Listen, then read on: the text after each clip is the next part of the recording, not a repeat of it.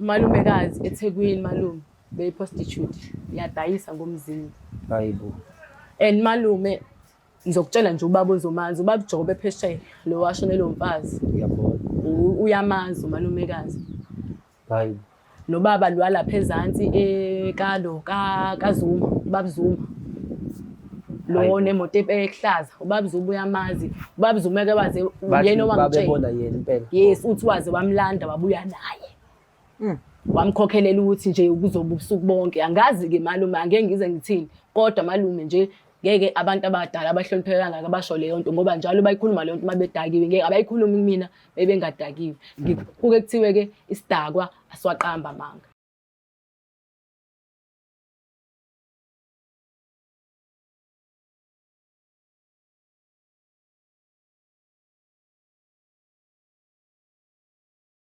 Sanibingelela nonke babukeli be-Black Live TV. Kwesinye isiqephu izinkinga zomndeni nihleli noLungstar. Namhlanje sibiziwe la ekhaya kwathiwa-ke sisondele kunodaba kumele kudingidwe. Sawubona njani? Yebo sawubona sisi njani? Ngiyaphila. Ngicela ubingelela ababukeli be-Black Live uzisho igama. Sanibonani babukeli, igama lami nguDudu. uDudu wabayisibongo. Ngisibongo kwaManana. Manana. Yebo. Okay, hi Dudu. Dudu, usimemile la ekhaya kuyinkinga zomndeni. Kusekunenkinga ekhaya. Qala phi indaba? Yebo babukeli, bengizoqala nje ekuqaleni babukeli. Umalume wami ungilande ekhaya kubo baba because bengihlala khona ngezazi zokuthi uma wami wasuke wahamba emhlabeni. So umalume ngoba esele yedwa kumuntu wesilisa ngingengikwazi ukuthi ngihlale naye. Uthe kusuka lapho ke mengihlala nomalume, umalume ushadile yasebenza unomalumekazi. Siphile nomalumekazi la ekhaya. Usuke lapho umalume aphelele umsebenzi. Mephelele umsebenzi umalumekazi decide ukuthi ahambe mase sekuphele nale imali eziphumayo ze-UIF if ungasebenzi. Oh, okay. Mekusuka lapho mehamba umalumekazi ngisale nomalume yastrugglisha umalume lapho akasekho right noma ukhuluma naye kwezinye izinto uyayikhohlwa kokunye uyayikhumbula kuphela nje umuntu amcabangayo umalumekazi. Umalumekazi sime siya kubo asingamtholi umalumekazi angatholakala indawo. Kuthe kusuka ngoba umalumekazi ebekade engekho. Mase sengizwa ngomakhelwane bayambona kuyikona ukuthi umalume abakaba batshela mina njengengane ukuthi hayi yazi umalumekazi wakho nje banimfuna siyambona eThekwini endaweni ekanjena engathi uyadayisa ngomzimba. So umalume lokho akakwazi. Umalume manje usetholile umsebenzi uyatohoza nje uyavuka impela nje mihla yonke. Njobe sebenza umalume asazi ukuthi utshene ubani umalumekazi ukuthi useyasebenza umalume. Manje mina leyo nto iyangihlukumeza. Ngoba njengoba umalume shuthe sebuyele kuyena shuthi ayikho into ayibuyele usisi ubuyele ukuthi azodlala imali njengoba ekade umalume esebenza naseqaleni adla imali waseyihambela. Nginibizile bengizocela la ngisize ukuthi cala nikhulume nomalume because angazi mina ngizomtshela kanjani angikwazi ukuthi ngingamtshena ukuthi umalumekazi wenzani because ngikaze angibone ngoba lokho kokugcina efikile uvele nje washiya umhlaba ungehlule wesikhwama. Ukhombisa ukuthi nje shuthi umalumekazi ngoba eshiya umhlaba ungehlule wesikhwama shuthi umalumekazi umuntu nje hayi obuyayo ozoba khona. So umalume wakho uthwala hlelo umsebenzi? Yebo walahlekelwa umsebenzi. Banazi ingane? Banazi ingane eziwu-2. Akhatheke ngicela sixoxe ngalolu suku lolu apakisha wahamba ngalo. Sisi akazange apakishe into ayenza wayelokho njalo mayevuka kwangathi khona into ohalenzayo thina. Mayevuka ekuseni nje njalo uzovuka agqoke aphathe isikhwama nje esincane ahambe.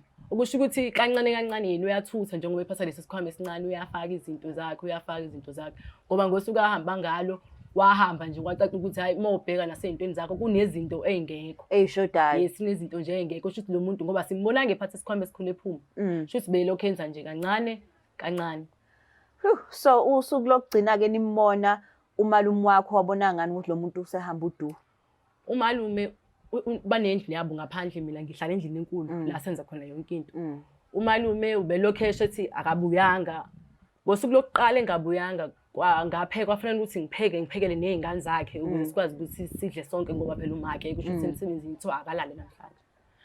Hlale nezingane usuku lokuqala silala. Umalume mebuya emsebenzini ubuya vele ebusuku etohweni la lithole nalona akulona itoho kamakhelwane bayaqoqa umhlabathi kuzokwakhiwa.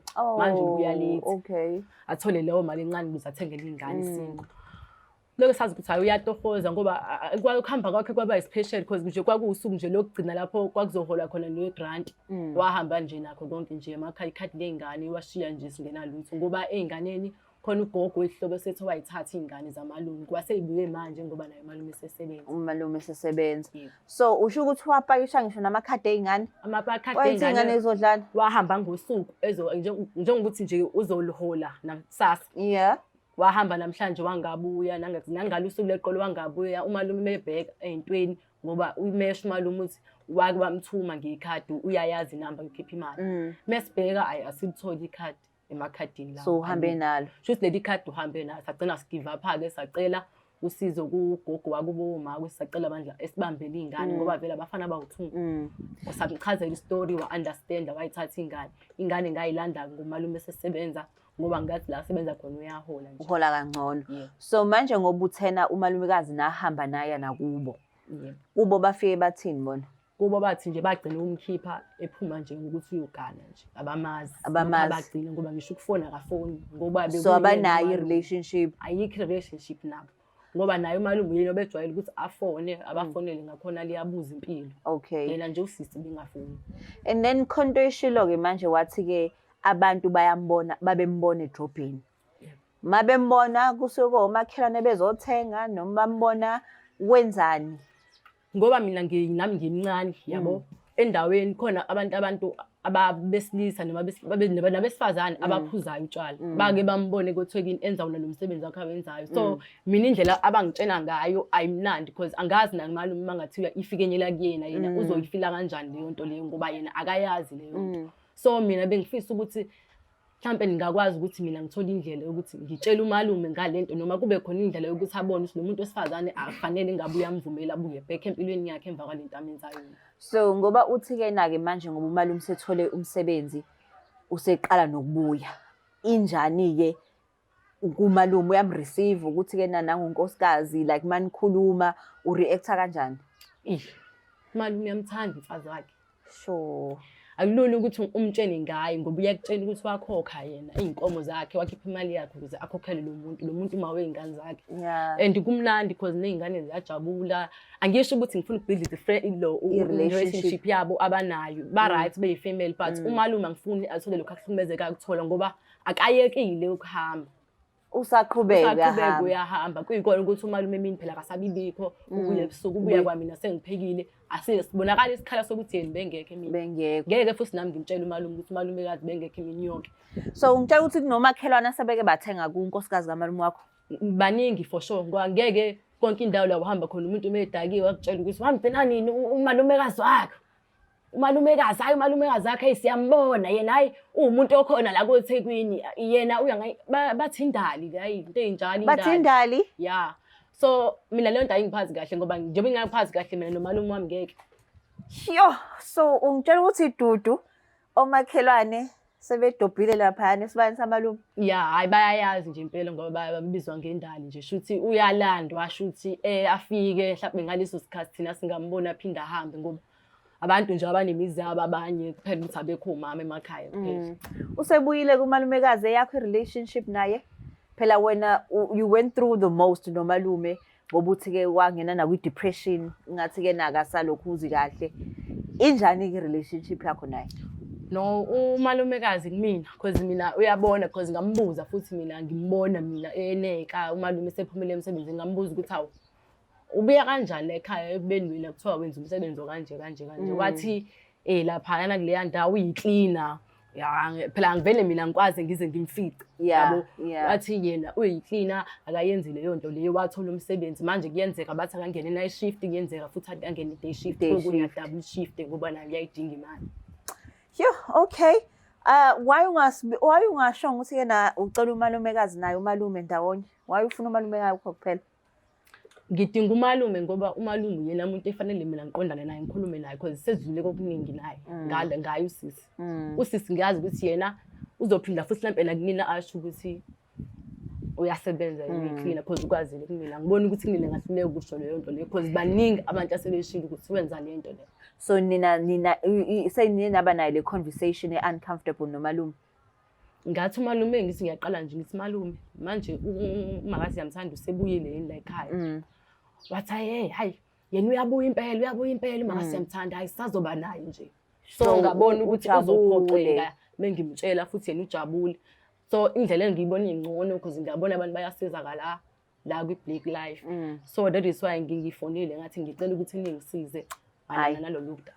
Ngizwa kahle. Yo, ngiyayizwela-ke babukele emakhaya uDudu concerned kakhulu ngomalume wakhe ukuthi-ke na umalumekazi wamshiya ngakhathi elahlelwe umsebenzi ngoba sewutholile futhi umsebenzi usebuyile kanti indlela zakhe ziney'gwegwe ey'ningi. Namhlanje asimlande kumalume simazise ukuthi unkosikazi wakhe bebhizi nani.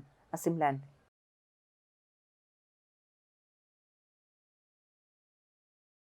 Ake sesibuyile babukeli be-Black Life TV sesimtholile umalume kaDudu.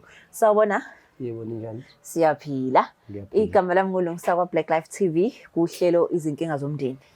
Ila kusuke kwenziwa khona inhlambuluko okukhona izimo okufanele ilungiswe ekhaya. So manje sigconye umshana wakho la uDudu.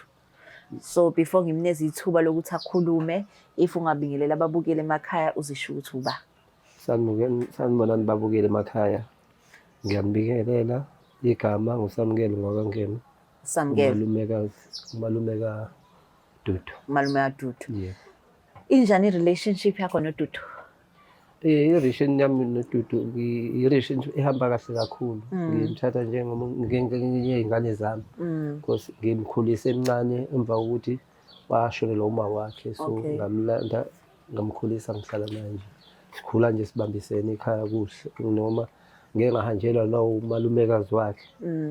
La ngezinye zezinto ezaba khona ngaphakathi kumina namalumekazi wakhe. Okay. Ukubala nokuphelelwa amatoho umsebenzi. So waye wahamba-ke. So ngahlala nale ngane yona elekelela kakhulu iy'ngane ezincane. Yena ophekayo wenza yonke into nopawashela abanakekeli.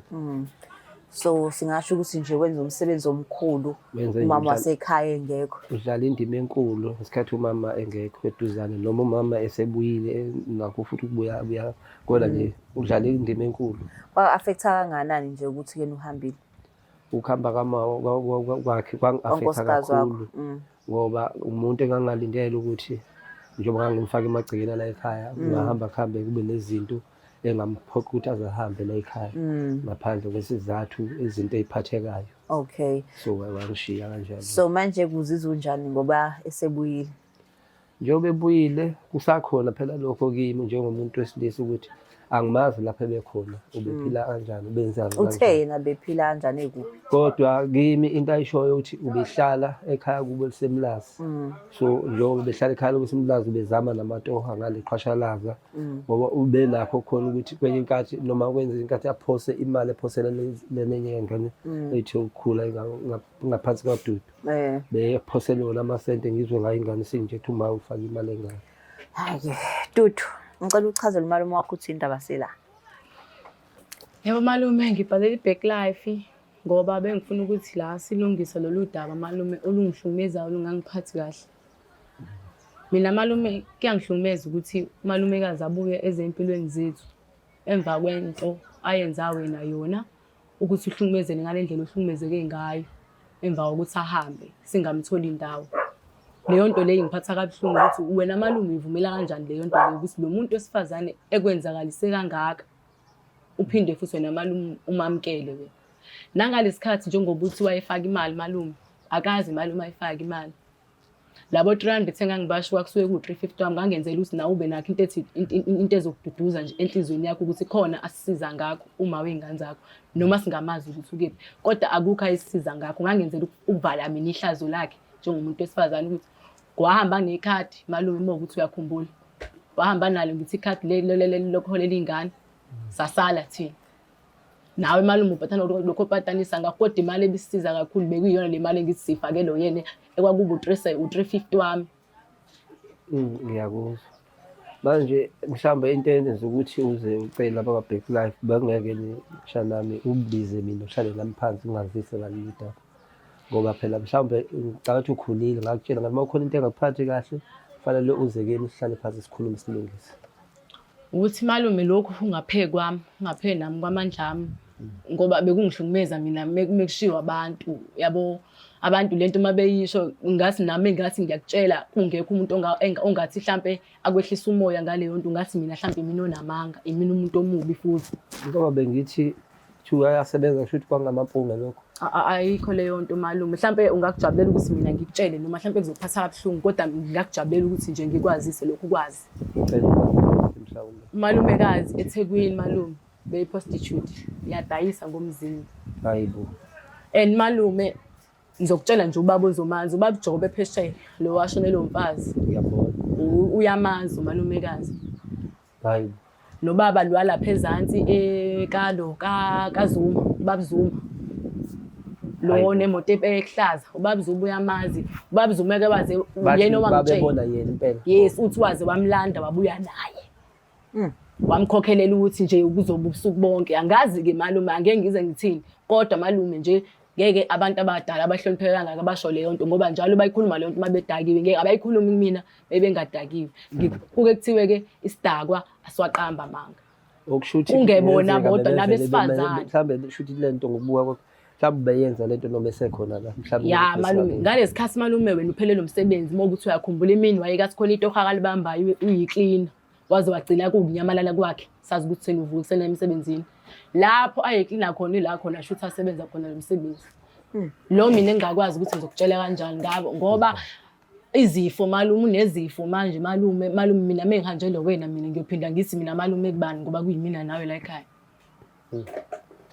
so mawuthi ubaba Jobe wamlanda wamletha khona la endaweni wamlanda nje wabuya naye weza naye kwakhe khona la endaweni la sihlala khona ngoba abuya naye ekade ephuzile utshwala ngeke ukuthi babengekho abangani bakhe abakwaziyo lokho abantu ayehamba nabo ngoba ngeke umudala ukuthi ngahamba ngiyedwa ayeThekwini aphinde abuye eshayelele nayo impela imoto kodwa usuke ehamba nabanye so wena malume isithunzi sakho nje wena ngibuka ukuthi mina solahleleka phansi bekungcono lo muntu engekho singamazi nawe malume uyiqhubekele nempilo yakho uphume kunomuntu wesifazane ngoba malume uzogula leyo gula uyithathaphi leyo gula ke yena phela ukugula kuningi ngeke ukuthi lapha umuntu mayethu ufuna ukuthenga mhlambe uzokuyohlezi njalo loyo muntu afunana nokuthi uzofuna condom protection yes lo umuntu wenza indlela akayifunayo mengicabanga musu ukudayisa ngoba sekujabule yena njenge custom so umalume bengafuna nokuthi mina kuze kube ukuthi khona okuncane akutholayo kuzobisa ekliniki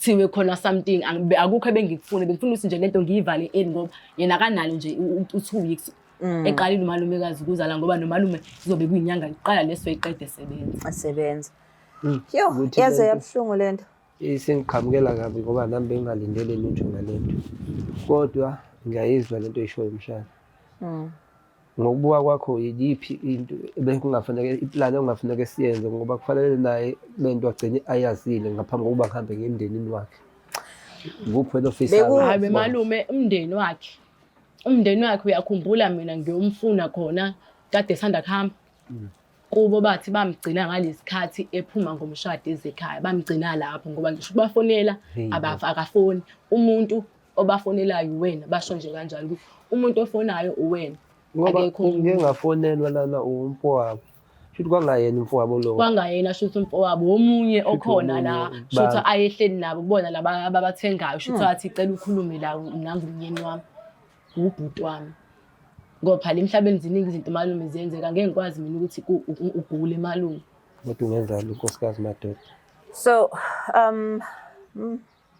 mina ngicela ukubuza la ngikuzwa ubuza uDudo umshana wakho uthi kena ufisa kwenzakalani wena ufisa kwenzakalini mina ngokwami kusuka manje kuyaphambili ngizozama ukuthi ngizame ukuxhumana nabantu bakubo kuqala ngaphambi kokuba ngithathe isinyathelo ngoba ngakhokha inkomo yabona nje ukuhamba kweinkomo ziyalapha anginanke ngoba khona abantwana bakhona noma nginganayo njengamanje angisenalo ulwazi lokuthi lezi ingane ekhona zonke ngabe zami mhlambe lento vele nami angazi but uphi manje because yazi ubuza umbuzo valid ulo njengamanje uDudo I wish bewukuthi usichazelile ukuthi simbize naye yebo ukuhamba kwakhe uThekwini usaya emakhaya kubo goduka nje godukile wathi uya emakhaya so akekho uhambe nje izolo okungenzeka ukuthi kena usemsebenzini wakhe ngoba uyezwa kuthiwa-ke nasekhaya bamgcina ngomgcagco.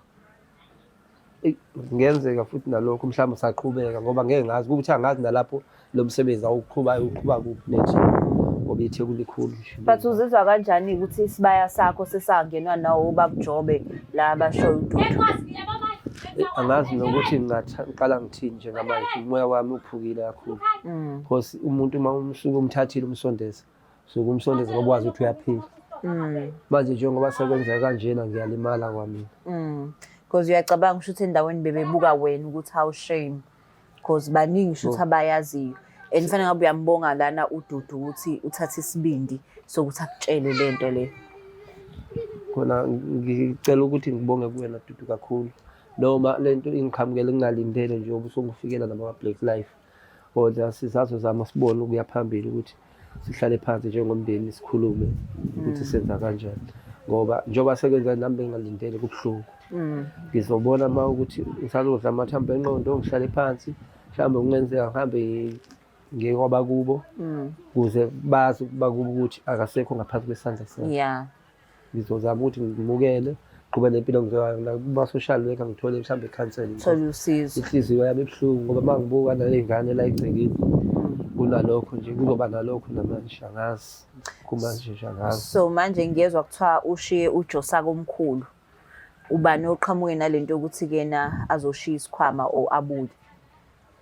Imina engangishilo kuyena ngathi ngoba ehlala lemlazi ngicela abuye ezengane la sizohlala sibone sihlanganisa kanjani ngokubambisana ngoba vele nami amatoho asikhona lapha esengibambe khona ukuthi impilo iyaqhubeka nami nganzi ukuthi ngikwazi ukuthi ngoba uNodudu angifuni ube umthwalo wakho ukugade ngafana noDudu ehambe ufuna amatoho siqhubeke kuye phambili ngeke ngihlele egadene nezingane ngasuka sengimsondeza ngithi akabuye mina ngizokwazi ukuthi yena alekelele la ekhaya abheke ekhaya ngizomtshela kwami nje ngangithi ngizozama ukuthi sivule noma i-tuck shop la egcekeni asala dayisi kube nemali engenayo ukuze makwenza kuphela le yami into engilibambile kube khona into kodwa siqhubeka siphila ngayo la ekhaya iyaphambili.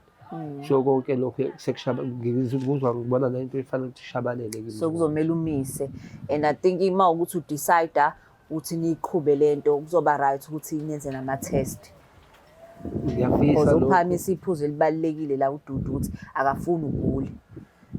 Yeah, noma mhlambe vele kufanele ukuthi sekungenzeka noma yini manje konakele kakhulu ingakho ngithi kuzofanele mhlambe ngibone ama social worker after yonke le. Usho ukuthi na okay, so senike nazama seni intimate sesike sahlangana ngoba ubuyile yebo kakhulu but angeke ngazi kungenzeka into mhlambe eyenza ngivele mhlambe ngeke ngazi.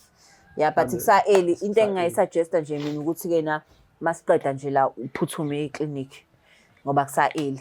Kodwa futhi bengingakuthokozela ukuthi iphinde ngibiza ama Black Life sihlangane naye abe khona ayikhulumele. Yebo. Yeah. Ngoba angimele ngithathe iside la Dudu kuphela yebo umshanana kodwa la ngiyafisa ngelilanga abe khona simbize sihlale phansi ayikhulumele.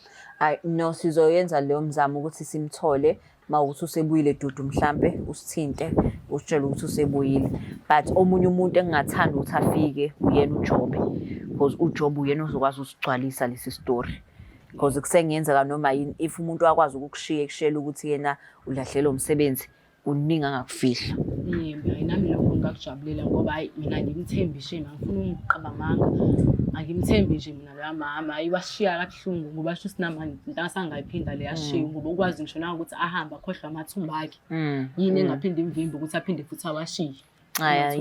Ayikho yo niyizwela ke babukele emakhaya ukuthi umalumekazi akamile kahle uphinda abe nama customer khona la endaweni lapho umyeni wakhe besejabulela ukuthi usebuyile wazosondeza nezingane wathi ayibuye zize ekhaya but ngiyathembisa ukuthi mangimthola nje ngizomlanda naye sihlale phansi achaze udaba lakhe but ngeke ngilandene kuphela uzombheka noJobe la ngakhona khona kuzothi mayiphika abe khona ufakazi. So Black Life TV sinthanda kakhulu, please don't forget to share, like and subscribe.